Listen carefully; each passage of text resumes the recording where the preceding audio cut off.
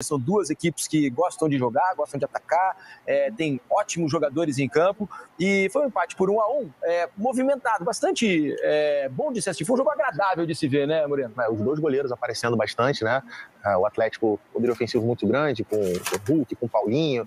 O Arana jogando numa... Eu ainda confesso que eu tô com um pouco um pé atrás com esse Arana como esse terceiro zagueiro pelo lado esquerdo. O Scarpa mais aberto pela esquerda, um pouco mais avançado. Né? É que eu acho que o Arana, ele agrega demais ofensivamente para jogar tão preso.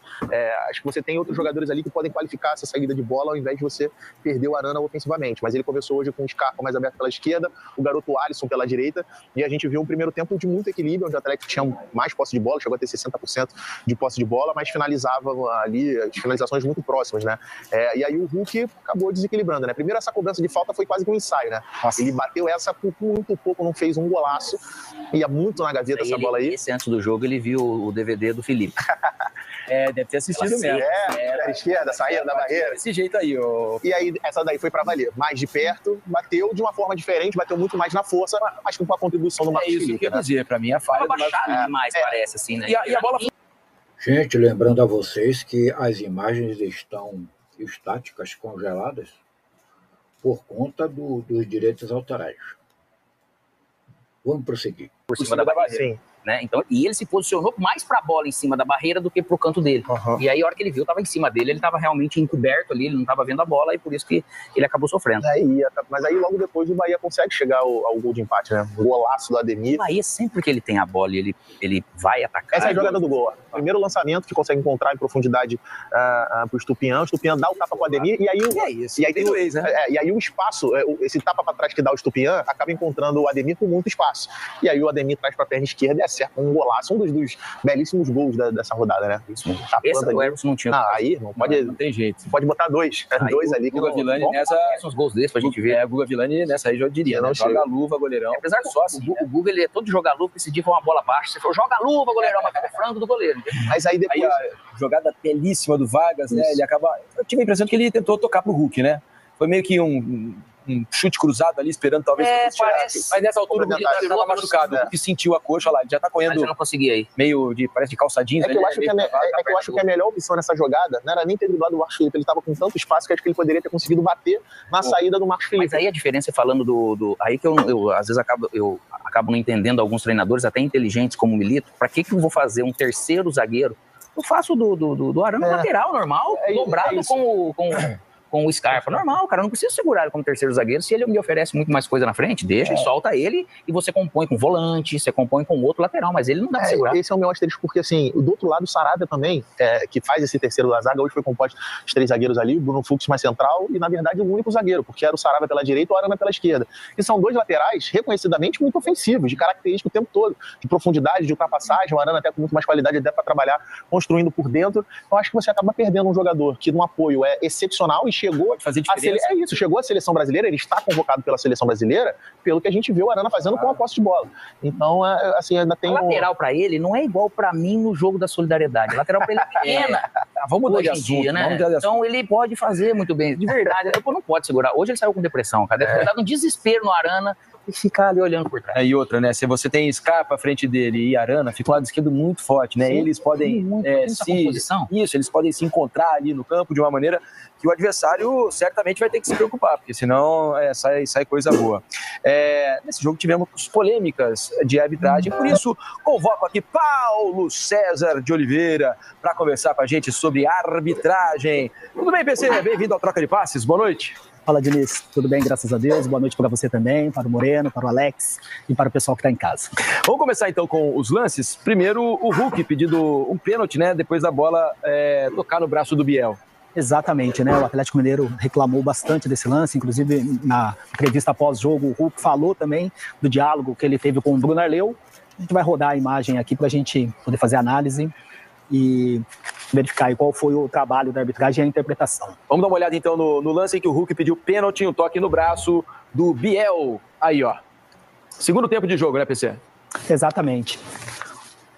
Olha só, aqui já é a sequência da jogada, né? No momento que o jogo paralisou e aí teve a reclamação dos jogadores, mas o lance foi aqui no início da jogada. Esse é o lance aí, esse é o toque. Repare que no primeiro momento o Biel, apesar de estar de costas, ele estava com o braço bem levantado. Um pouquinho antes, quando a bola estava viajando, ele estava com o braço bem levantado, acima da linha do ombro, mesmo de costas. Se a bola tivesse batido nesse momento, com esse braço levantado, acima da linha do ombro, a gente poderia considerar como uma posição antinatural.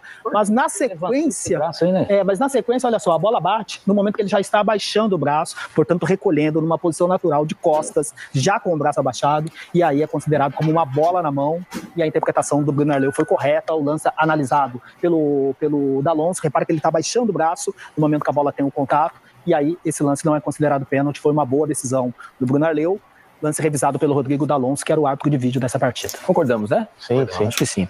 Então vamos mostrar o Hulk depois do jogo. O Hulk deu entrevista e reclamou bastante da função do VAR aqui no Brasil. Vamos ver.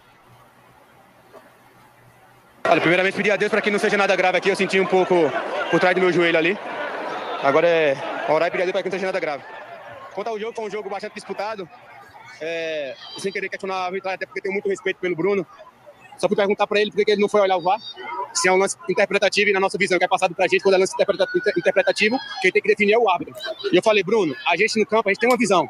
Se você vai olhar o VAR, tu tem outra visão. Você pode continuar com a tua decisão, mas tem a obrigação de olhar o VAR, velho. A bola bate na mão. Tu vai olhar, eu vou seguir com minha decisão, a gente vai respeitar, beleza. Agora tu não pode fugir da responsabilidade de não ver a imagem. Infelizmente o VAR tá mandando no futebol brasileiro. É lance interpretativo, quem define o árbitro. Quem manda no jogo o árbitro, não é o VAR que decide.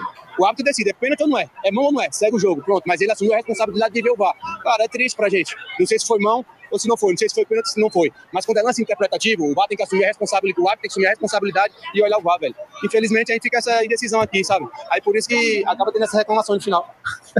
Primeiro, com todo respeito ao Hulk, né, que pra mim é o melhor jogador de futebol em atividade no Brasil, a entrevista é toda errada. Ou tô errado, PC? Porque o VAR não tá... ele mesmo se contradiz. O VAR não tá lá em casos interpretativos. É o contrário. São em lances claros, né? Não é uma segunda interpretação. E aí o Hulk diz, não, se é um lance interpretativo, ele tem a obrigação de ir ao VAR e ele decidir, porque ele já interpretou no campo, né, PC?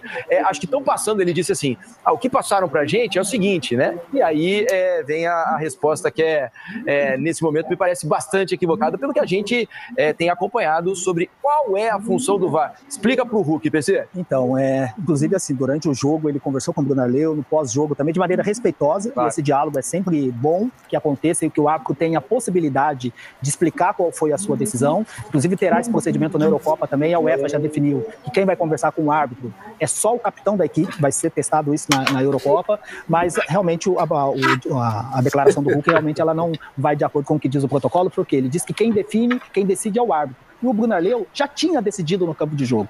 O VAR só recomendaria a decisão se fosse um erro claro e manifesto, um erro claro e óbvio da decisão de campo, com potencial chance de mudança de decisão, que não foi exatamente o que ocorreu. Porque a decisão de campo correta e a análise do VAR ali da mesma forma. A análise do Hulk toda errada. Se eu tiver errado, você me corrige, PC, mas os jogadores, os elencos, antes do campeonato, tem palestra da Comissão de Arbitragem da CBF para esses jogadores, justamente explicando como é que funciona o VAR, né? Eles já tiveram algumas palestras, acho que já dava para saber como é que é a regra, Normalmente né? Não sei se todos os clubes acabaram recebendo, ou se o Hulk não estava no dia, né? Assim, a entrevista até poderia ser diferente, o Hulk talvez tivesse mais razão, se ele dissesse assim, olha, pra mim é um lance claro de pênalti. Sim. O VAR tinha que ter chamado, porque não havia dúvida. Ou se ele falasse do critério, alguma coisa nesse sentido. Já vi em outros jogos o VAR chamar o lance como então, e que a decisão é do campo do árbitro, do Bruno Arleu, aí realmente há uma contradição, mas a decisão foi tomada pelo Bruno Arleu e referendada pela cabine, uma boa decisão. Essa decisão, só para dar um gancho para a sua introdução no próximo lance, esse lance foi aos 47 minutos do segundo tempo. E aos 48 tem esse que você vai chamar. É isso aí. O Bahia pede a expulsão do Alan Franco, né? Por uma entrada mais ríspida. Assim que o jogo reiniciou, teve esse lance que a gente vai mostrar, a entrada do Alan Franco no Santi Arias. Repare a maneira como o Alan Franco vai para a disputa, a altura da bola e como ele atinge o Santi Arias. Lance que lembra até um pouquinho a expulsão do PK, jogador do Vitória ontem, mas olha só, que ele vai para a disputa e ele entra com a sola da chuteira, com força excessiva, passa totalmente da linha da bola e, na minha avaliação, a maneira como pegou, com a sola da chuteira e com a intensidade que pegou naquela parte do corpo do jogador... Países Baixos ali, né, pessoal? Exatamente. Para mim, um lance claramente de expulsão. O Bruno Arleu até deu sequência no jogo de maneira equivocada. A arbitragem tem confundido muito essa questão de posse de bola com vantagem. Esse não é lance nunca para você deixar seguir, porque não tem vantagem nenhuma. Absurdo. Tinha que ter parado na hora. Dividida, né, tinha que parar na hora. Tanto é que quando ele marca a falta, o Bruno Fux reclama e ele sinaliza que era a primeira infração. Por aquela entrada dura, independentemente da decisão que ele tomou, que a gente pode até analisar aqui, debater se é amarelo ou vermelho, ele já deveria ter parado nesse primeiro momento, onde não tem vantagem ali. Ali é só uma posse de bola e para o controle de jogo ele tinha parado e, na minha avaliação, uma entrada para cartão vermelho. Por que eu chamei a atenção do tempo do jogo? Porque o lance da área teve muita reclamação, muita. O jogo ficou parado, a análise foi demorada. E como esse lance ocorre 1 minuto depois, pode ter passado na cabeça do VAR assim, que era mais uma decisão contrária ao Atlético Mineiro, pode ter passado isso na interpretação do Rodrigo D'Alonso, e aí ele sustenta a decisão de campo de jogo. Mas a maneira como foi a falta, com a sola da chuteira e com intensidade na coxa, na maneira como fazia sentido ele levantar a perna nenhuma. Eu não e sei, a bola que já estava distante. Não sei se a gente consegue mostrar de novo, botar no ponto da câmera 1 para ver onde é que estava o posicionamento do Bruno. Porque assim, eu acho que é o tipo de jogada que no campo já é para dar cartão vermelho. A única coisa que de repente pode, assim... Ó, ali onde ele tá, ó. Dá pra ver se ele tá de frente. Ele tá de frente. Ali é pra ver, pra dar vermelho ali, e se ele não deu vermelho ali, o VAR obrigatoriamente tem que chamar. O VAR absurdo. O VAR podia dar o vermelho pro Bruno, então. É isso. Acho que a questão do tempo e espaço entre o primeiro lance e esse, logo na sequência, contra o Atlético Mineiro, deve ter pesado na avaliação do VAR. Não deve, né? Porque é um lance claro, revisável para cartão vermelho.